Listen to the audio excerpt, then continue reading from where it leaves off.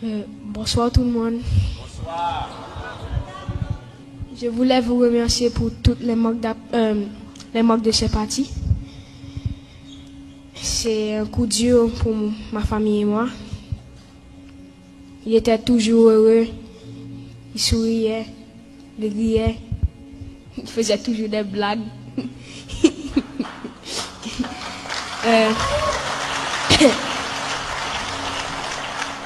Je voulais aussi dire que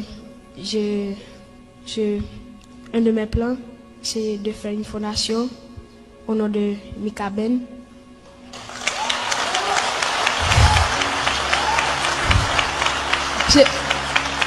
Je voudrais aussi que tous ces projets continuent, parce qu'il avait beaucoup de projets et beaucoup de projets. Je me souviens une fois, on était en Haïti ensemble, chez Mamie, et il a demandé à la servante d'aller acheter du thym pour lui. Et puis la servante est revenue, et puis elle a dit, pas de thym. Et puis mon papa a dit, pas de thym, gardons thym.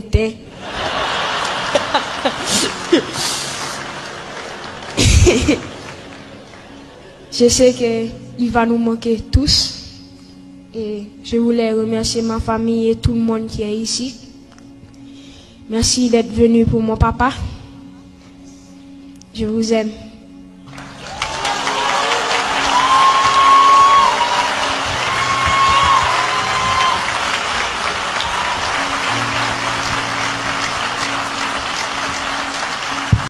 And he just kept looking.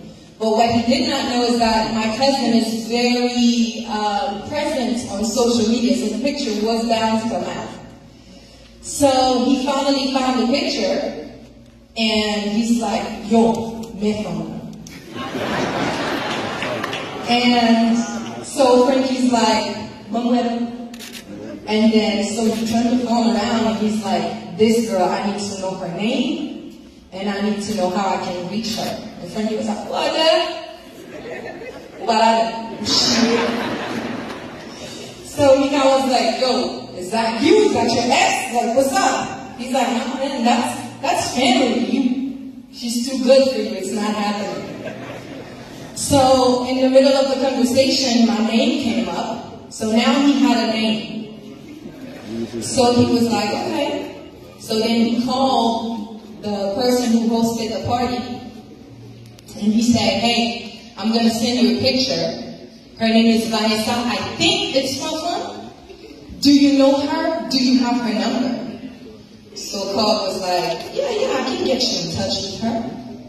So Carl called me. Hey, I have somebody who wants your number. Can I give it to them? But he doesn't want me to tell you who it is. I was like, hell no. And I was like, well, what's the big secret? Why does the person not want me to know who it is? Like, what is that about? That's absolutely not. And so, in my mind, that was that. But I guess Mika just kept on harassing Carl, and Carl kept harassing me. So, I got all kinds of rides.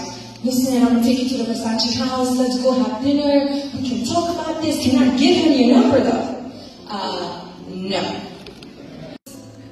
I have a 4Runner, guys. The truck was full. So I called him. I said, oh, it was more than a couple things, you know. What if I had to go do something with my truck? Like, you kind of, that's a little sumun, a little bit. I mean,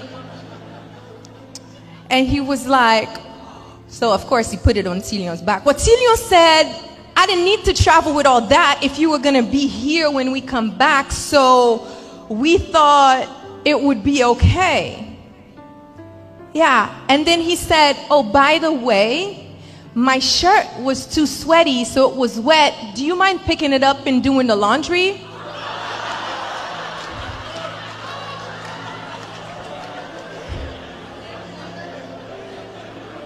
So quickly I thought to myself, maybe I'm not that into him. So I went back to my cousin's house, Frankie, and I said, you know, this man had the nerves to ask me to do his laundry. I mean, We had one kiss. And Frankie said, listen, if you want to do his laundry, that's fine, because I'm about to go do laundry. But I can tell you what, you are not washing his underwear with my clothes. So when he came back, I did do the laundry.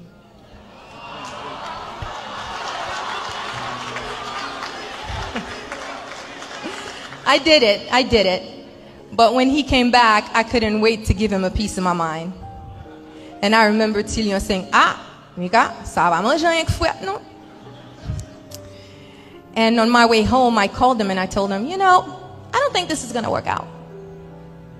First of all, you travel too much.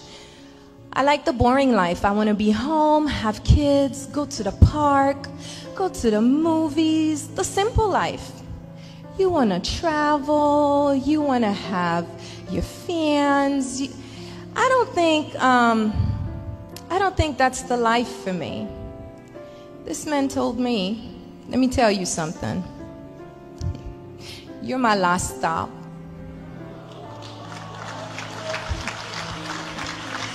And he said, you seem to have an on-off switch that I don't have.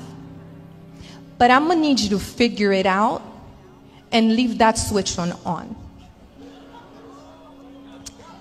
So I stopped talking to him. I thought he was a bit arrogant. So I started dating this other guy. I did. I started dating this other guy for a couple months. And then we kissed. And then I told the guy, I'm sorry, I gotta go. I got in my car. On my way home, I called Mika. And he's like, hey, stranger. I was like, hey, I was calling you because I was trying to remember, you know that Karimi song? He's like, stop it. You missed me. I missed you too. And I said, well, full disclosure, and I started crying. And I said, I called you because I feel like I just cheated on you. I was dating this guy and I kissed him, and then we were about to go to second base, and I was like, what the hell? And then he's like, wait, you kissed him? I was like, I think I just cheated on you. He's like, well, okay, so let's have a real conversation about what you want. And when you figure out what that is, I will be here waiting for you. But I will tell you one thing. A union between me and you would be one that God would be proud of.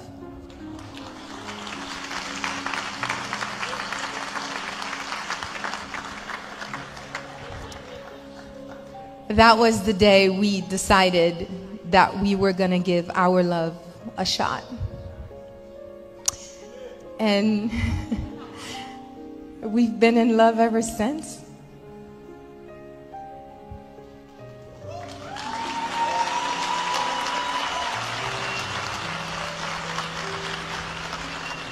He was a challenge to date. He was a little bit sheltered. He didn't know how to cook. He didn't know how to clean. He didn't know to pick up his plate when he's done eating to put it in the sink. And he got stuck at my house for 6 months during COVID. Yeah. Would you believe by the time we got married, I have not cooked in my house in over 1.5 years. I taught Mika how to cook, and he excelled so much at it, I don't even know how to make sauce pois. Mika can make...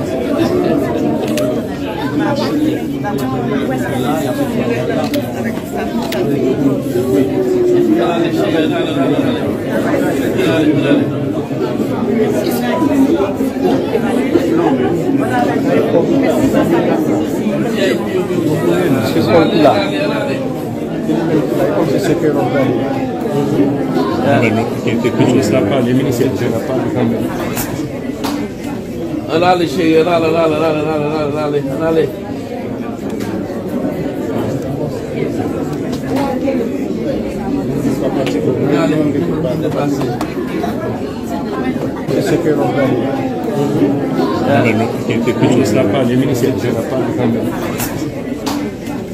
Allez, chérie, allez.